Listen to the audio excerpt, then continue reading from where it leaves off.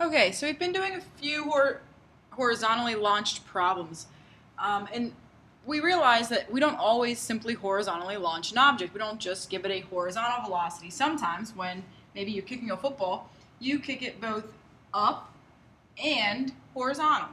Okay, so it has both a velocity in the vertical direction and a velocity in the horizontal direction.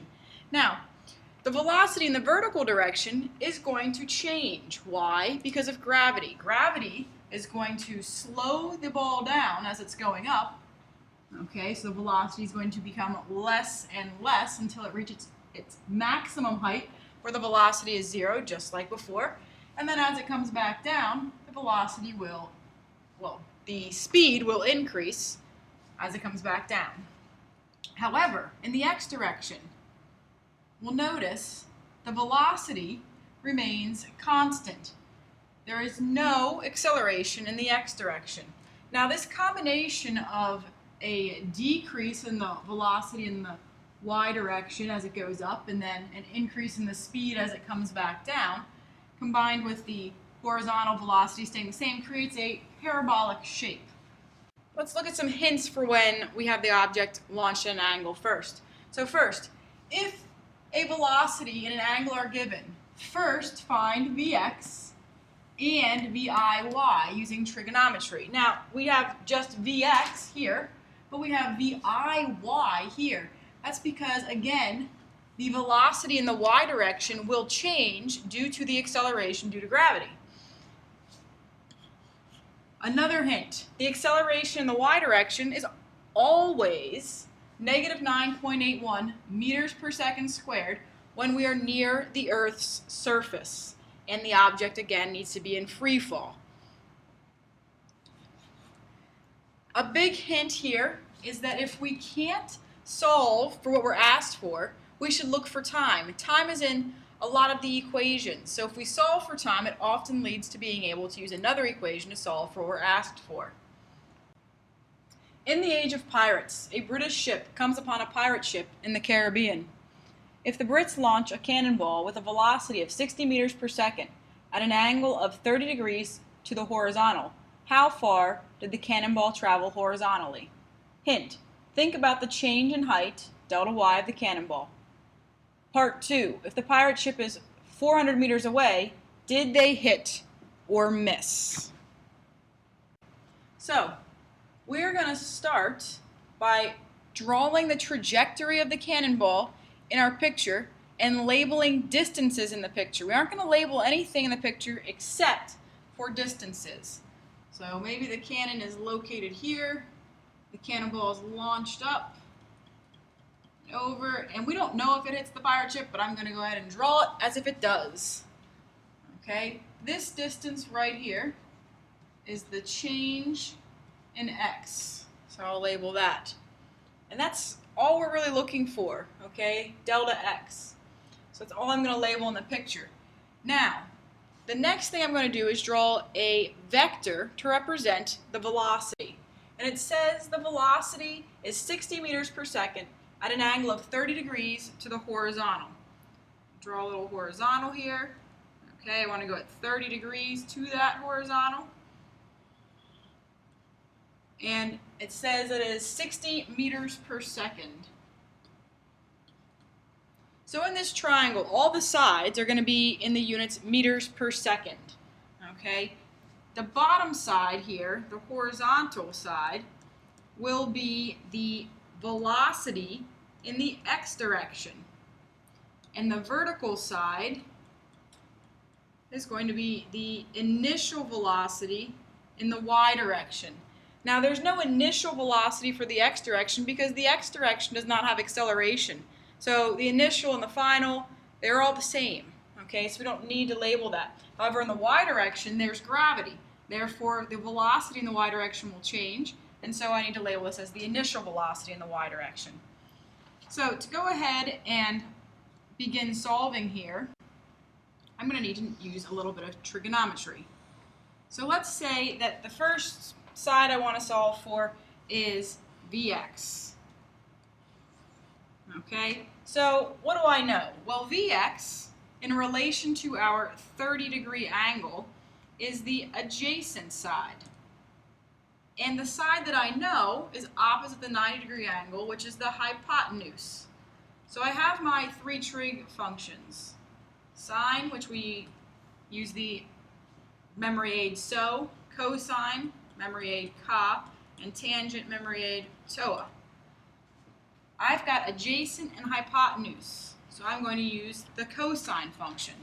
So I'm going to say the cosine of the angle, which is 30 degrees, is equal to the adjacent, which is Vx, over the hypotenuse, which is 60. Multiply both sides by 60, and I will get 51 and 96 meters per second. Next, let's find the initial velocity in the y direction. Well, that is this side, which is the opposite from the 30. So now I'm going to use opposite, and I'm still going to use the hypotenuse. So opposite and hypotenuse, so, or sine. So I'm going to say the sine of our angle, 30 degrees, is equal to the opposite, the initial velocity in the y direction, over the hypotenuse, 60 meters per second. Again, multiply both sides by 60, and we will find the initial velocity in the y direction, 30 meters per second. All right, from here, I'm simply going to do everything like I was when it was launched horizontally. I'm going to list my givens in the x and the y direction, and then I will try to see what I can find. So, in the x direction, there are only three variables. We've got Vx, delta x, and delta t. So let's look over here. Well, we know Vx. Vx is 51 and 96 meters per second. Delta x is what we're trying to find overall. And time, nowhere did it mention time, so I'm just going to leave that blank for now. In the y direction, there are a lot more variables. We have the initial velocity in the y direction, the final velocity in the y direction, the change in displacement in the y direction, time, and acceleration. Okay, so what do we know? Well, we found the initial velocity in the y direction was 30 meters per second. We know the acceleration due to gravity on or near Earth's surface is negative 9.81 meters per second squared. The hint said that we should think about the change in height of the cannonball. Well, the height is going to be about the same. Okay, so I'm going to say the change in displacement for the, or change in height for the y is going to be about 0. The other thing we know is if this and this are the same elevations, then they have the same speed but opposite signs. So that I know the final velocity, therefore, is negative 30 meters per second. So I've got a lot of information over here, everything except the time. And the time is what we need in order to find our displacement in the x direction. Remember, time links the two, because however long it takes for the cannonball to hit the pirate ship or miss and go into the water is the same amount of time, whether it's the x or the y direction. Our x direction equation, we've got all these y direction equations. So I'm going to start over here in the y direction, and I'm going to see, what do I know? Okay, well, I know the final velocity, I know the initial velocity, I know the acceleration, I'm trying to find the time. So this equation would work. Okay, however, it's not the only equation that would work. I could use the second one. I know the displacement 0, I know the initial, I don't know the time, I'm trying to find it. I know the acceleration, again, trying to find the time. So that could work. This one looks a little easier though. Okay, so I'm going to go ahead and use this first equation, although it's not the only equation that we could have chosen. Okay, so coming back over here, I've got the final velocity in the y direction is equal to the initial velocity in the y direction plus the acceleration times the change in time.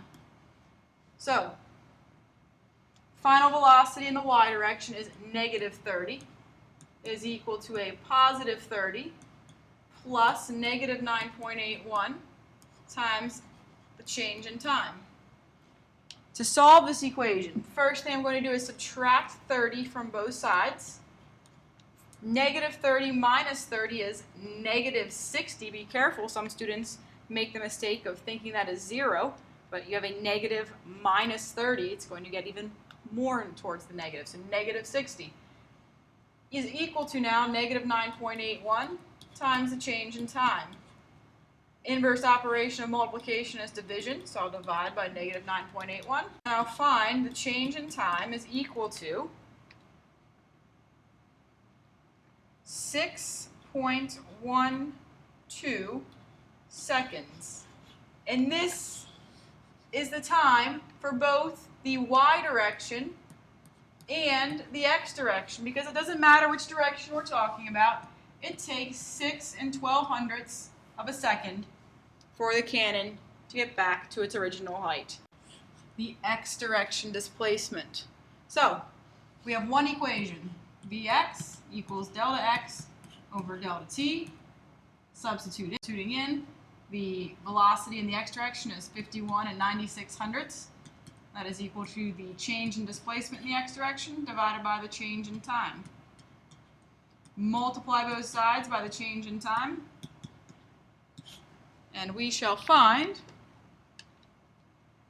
the change in displacement in the x direction is 317.8 meters.